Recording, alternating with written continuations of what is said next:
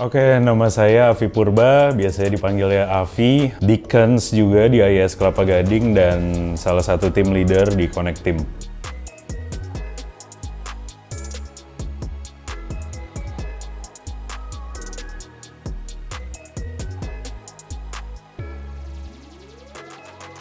Sekitar 10 tahun yang lalu sebenarnya ketemu sama Adeline ketemu sama istri saya, dan saya datang dari orang yang bukan terlalu, mungkin backgroundnya nggak terlalu sering ke gereja ya, dan di hari pertama kita pacaran dia ngajakin atau dia minta jemput sih sebenarnya ke gereja. So it's for me personally itu adalah sebuah tanda ya, again yang tadi aku bilang, Tuhan bisa sentuh kehidupan seseorang melalui siapa aja dan melalui momen apapun. Dan mungkin tepat di sekitar 10 atau 11 tahun yang lalu itu yang bikin saya, atau yang menjadi turning point lah bagi kehidupan saya bersama Tuhan, sebenarnya seperti itu. Mungkin dari waktu itu, hari pertama kita pacaran, akhirnya ketemu di salah satu gereja ya. Ya gue sempat kepikiran juga, masa gue jemput doang ya, akhirnya ya udah duduk di dalam gereja. Semenjak saat itu malah ngerasa ya ada perubahan di dalam diri gue, yang ngerasa kayaknya ya memang seharusnya sudah disinilah rumahnya gitu loh. Jadi dia benar, Adeline bukan tipe yang maksa, bukan tipe yang selalu ngedikte atau apa, tapi memang akhirnya pengalaman dari si pacaran hari pertama itu sampai sekarang jadi always feels like that lah. Jadi ngerasa sesuatu kebiasaan atau sesuatu yang udah kayak bangun ya minum kopi, ini hari Minggu ya bangun kita ke gereja, udah yang kayak gitu sih sebenarnya.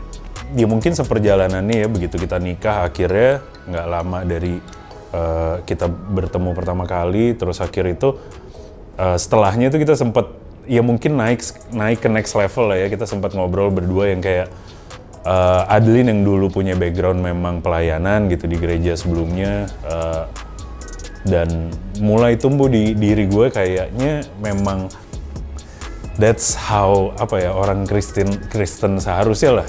I mean udah berubah gitu. Sekarang gue harus ke gereja gitu, gue harus datang ke rumah Tuhan, harus bersekutu atau bertemu dengan orang yang percaya atau yang beriman dengan Kristus gitu. Tapi next levelnya terus apa gitu, gue ngerasa kayaknya nggak bisa cuman berhenti di situ gitu. Tapi selain dari Adeline yang punya kerinduan untuk melayani juga, akhirnya gue pun merasa kayak kenapa nggak dicoba sih gitu. While the rest ya let God do the rest lah. Sebenarnya prinsipnya waktu itu pertama seperti itu.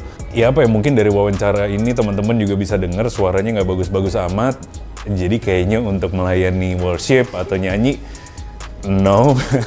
Terus ya gue orangnya suka ketemu orang baru. Terus ya my wife said suka cengengesan, gampang deket sama orang. Sometimes my friends atau my boss bilang terlalu basa-basi. So kayaknya yang paling cocok atau yang at least paling bisa gue coba ya jadi Connect Team lah. Gimana caranya kita say hi ke orang yang baru datang, terus juga kadang-kadang small hugs, terus ya just menyapa mereka pertama kali gitu untuk tahu gimana sih kabarnya, atau just say happy Sunday atau selamat hari Minggu, Tuhan berkati. So kebablasan sampai sekarang, believe me juga itu not an easy job. Maksudnya you have kita harus selalu senyum, no matter what keadaannya atau emosi kita sedang seperti apa. So it's a big challenge juga.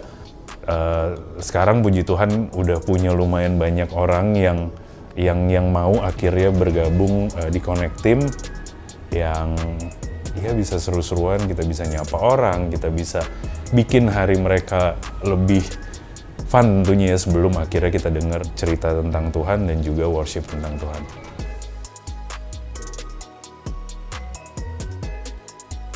Ya sebenarnya kalau diri gue sendiri ngomongin presentasi atau sharing di hadapan orang udah lumayan sering gitu ya, maksudnya sharing ataupun presentasi, karena memang kerjaannya ya mempresentasikan sesuatu lah, sama sales and marketing person kan.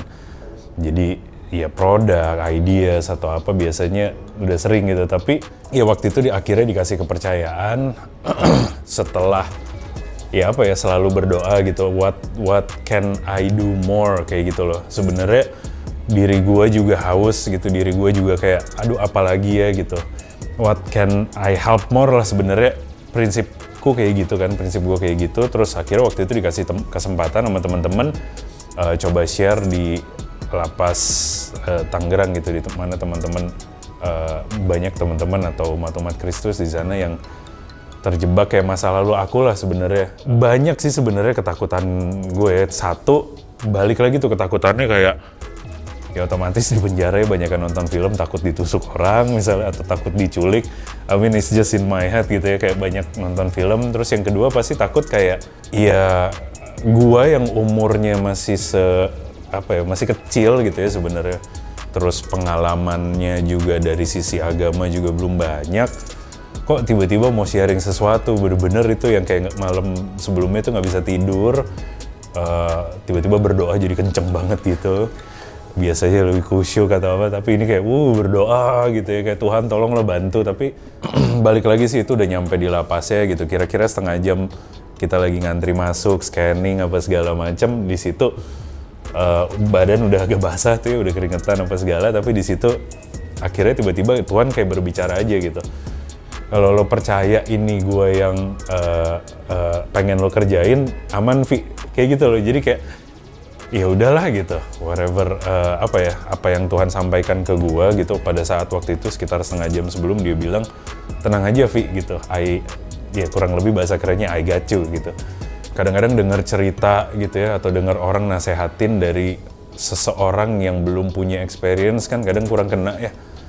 So gue selalu berdoa sama Tuhan kalau apa yang gue pernah alamin di masa lalu yang seharusnya bukan gue jadikan jadi hal yang bikin gue malu gitu, tapi hopefully itu bisa bantu banyak orang, itu bisa gue share ke banyak orang, dan terutama untuk memuliakan nama Tuhan sih sebenarnya kayak gitu.